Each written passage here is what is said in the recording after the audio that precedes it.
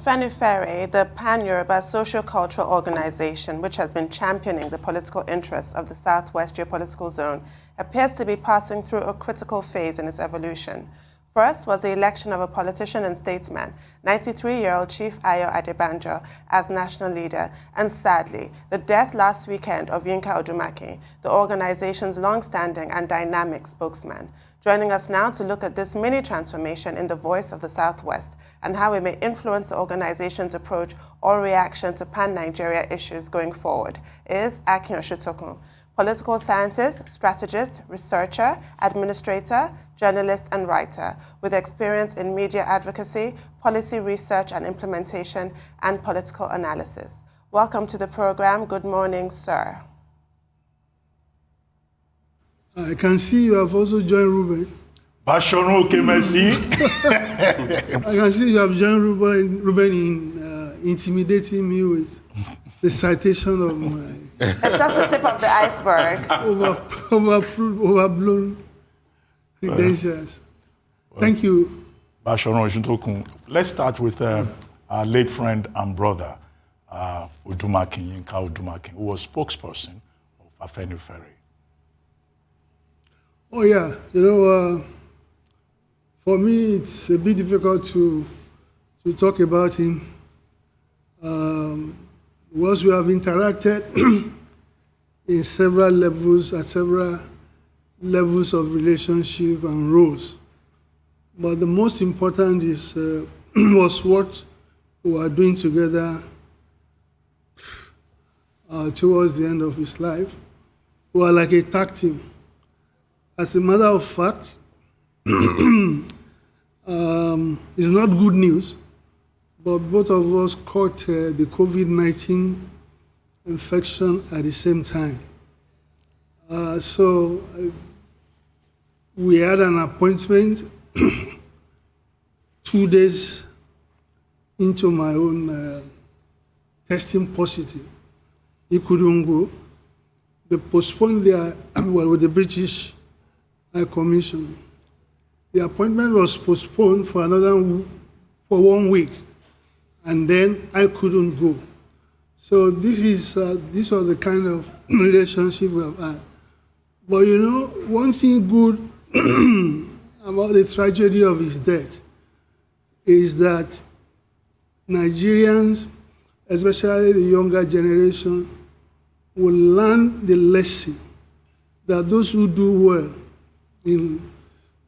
towards the upliftment of society, towards the development of their society, they will be appreciated when the final curtain falls. You can see the outpouring of emotions and sympathies and sentiments, although many of them political, but at the same time, you cannot wave it aside. It's a good lesson to learn, especially at this time of so much negativity in Nigeria, so much hypocrisy, so much undeserved recognition, people pushing themselves into the face. At least that lesson will be learned, as I said, from the upcoming generations that, look, you can also be a star, and you will be highly appreciated, when you are no longer around, which is a means of expressing, the collective society gratitude to what he has done.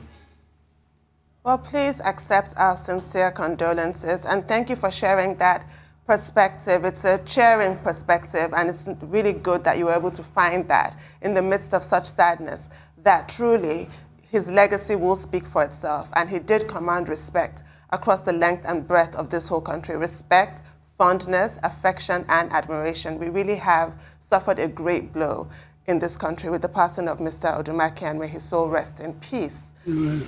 What plans does Afenifere have to fill this huge vacuum that he has left? And what course are you charting under the leadership of Chief Adebanjo? Well, it's one of those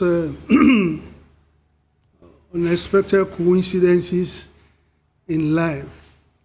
As a result of the two incidences, of course, the organization is going through a period of, especially for Yinka, of stress. Of course, also the fact, well, I mean, he was such a huge, role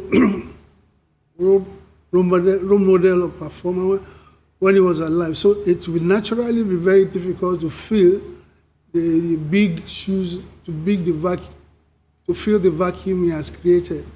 By the way, he was also doubling as the publicity secretary of the Southern and Middle Belt Forum.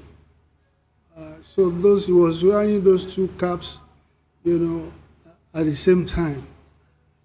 As regards the incumbency, or the beginning of the incumbency of Chief Adebanjo, well,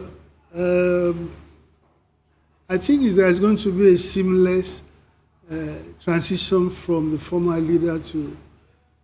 There are people who have been together and shared the same ideology and even their social life together.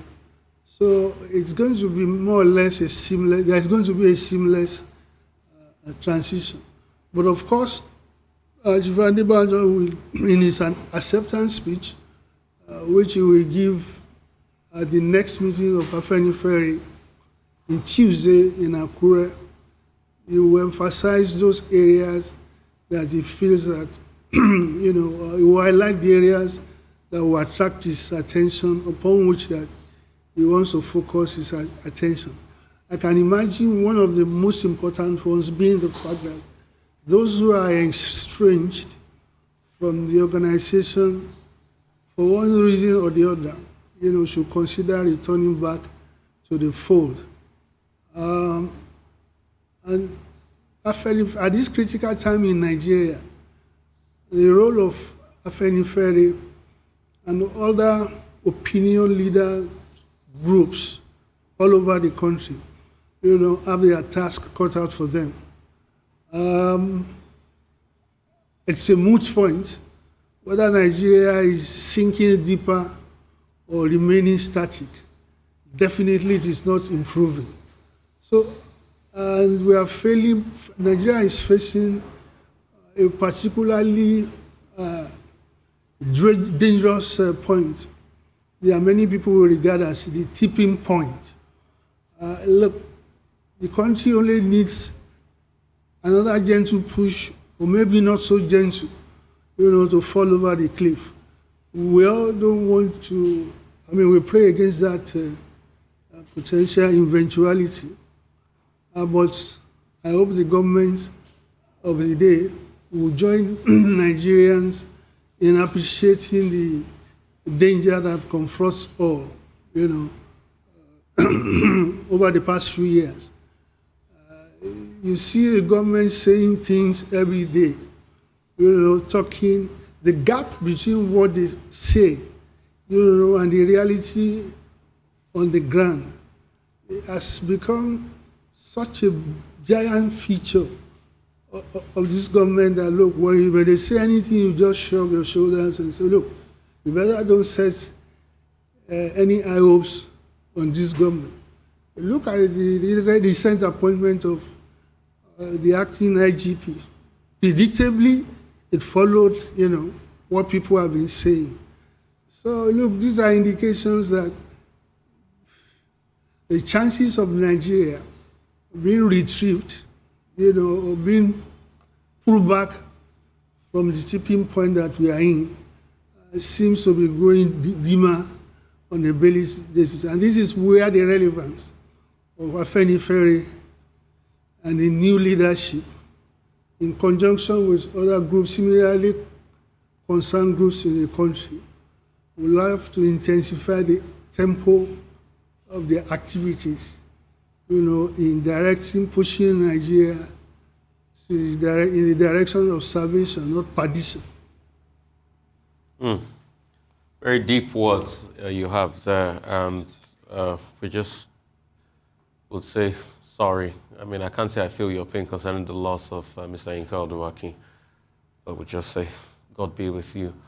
I'd like to ask, what's your take on all of this happening?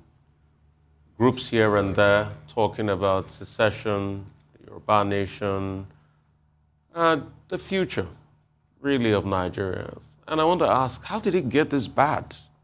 Don't ask me, don't think I'm stupid for asking that question, because I don't know how it got there. All of a sudden, it's just voila in our faces, and it's at this stage where we're stretched everywhere. We don't even know what we're fighting against now. Maybe unknown gunmen, known gunmen, I don't even know.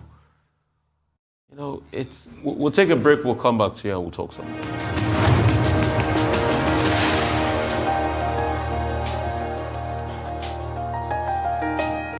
All right, welcome back to the morning show right here on the Risings channel. And we have Akin Osuntokun, political scientist, strategist, research administrator, and a whole lot more. And I did ask a question, what's your take on all of this, you know, coming up, secession, Yoruba nation, all this talk going on, and the security situation in general? We're stretched. We're at a point where the military is trying to quell a crisis here. Another one is coming up in Benue. We're having more internal military actions by the day. Emo happened, known gunmen, unknown gunmen. Then I'm like, it was still peaceful 2016. How did all of this creep up on us? I mean, what happened? Well, you know, you have raised a very important question, because the problems you are highlighting are foundational to Nigeria. You know, the British brought Nigeria together. And in doing that, it was a problematic proposal in the sense that there are so many challenges against what I will call political harmony. Right? And what if Nigeria has to be together in recognition of the fact that there are big cleavages among the regions comprising the country? The best you can do in the circumstances was the constitutional prescription of federalism. Now, recall that I said if Nigeria had to be together, given the privilege of hindsight, I don't think that if we had the opportunity again, or the British had the opportunity again, assuming that they had good faith, Nigeria shouldn't have been in existence in the first place. The incongruities, you know, complexities are too much. And the problem is that it is predictable that it will task the ingenuity, you know, commitment, you know, intelligence of those who are going to run the federation. It was largely successful, you know, between 1960 and 66, where you had Awolowo Akintola governments in the west, you had Okpara in the east, and you had Ahmadu Bello in the north. Now, these were people who were actively committed to the notion of public service.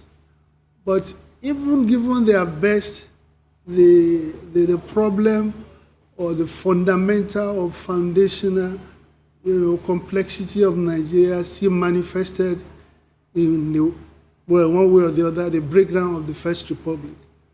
But thereafter, Nigeria intensified the pace, you know, of confounding logic, the logic of people who are wondering, what are we going to do from here?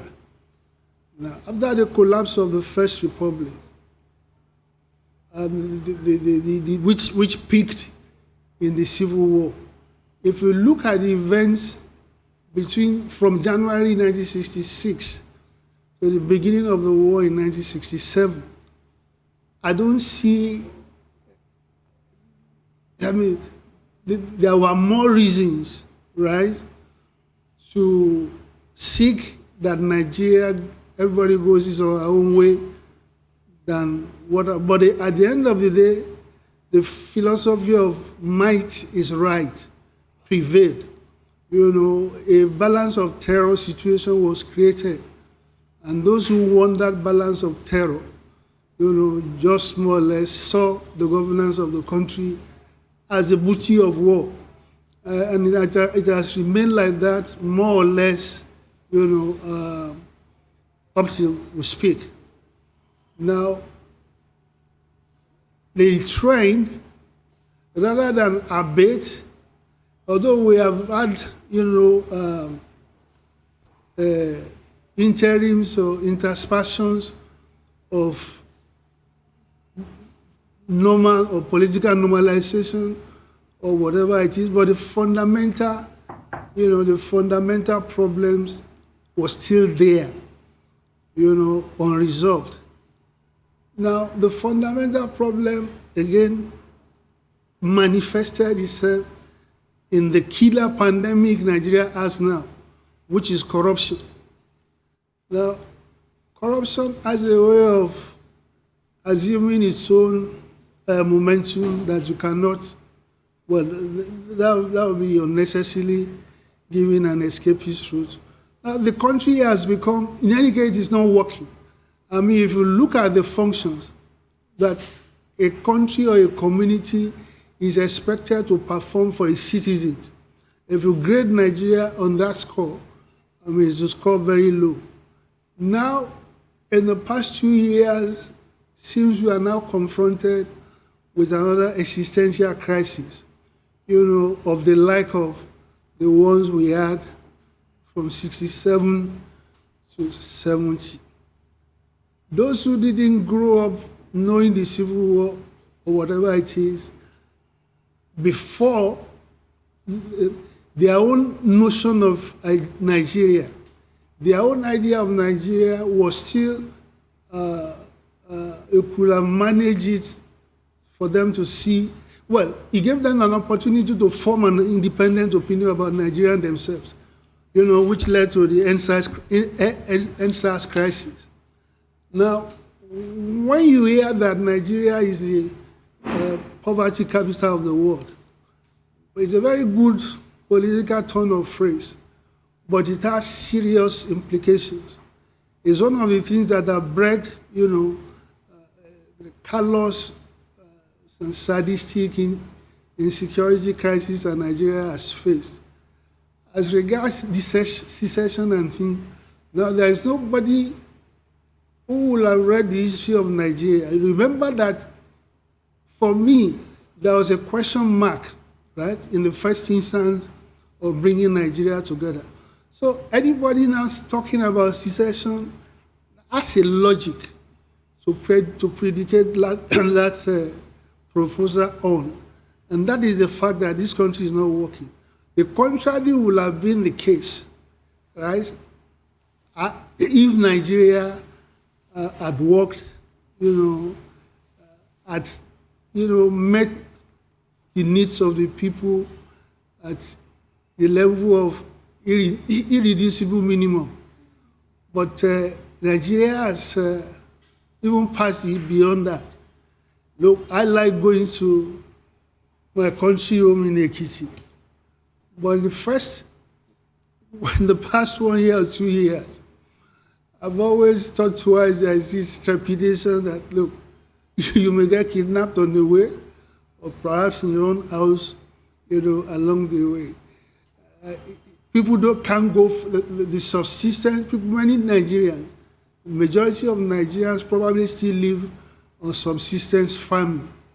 Now you find a situation, at least I know that of Ekiti, where 70% of farmers can no longer go to their farms.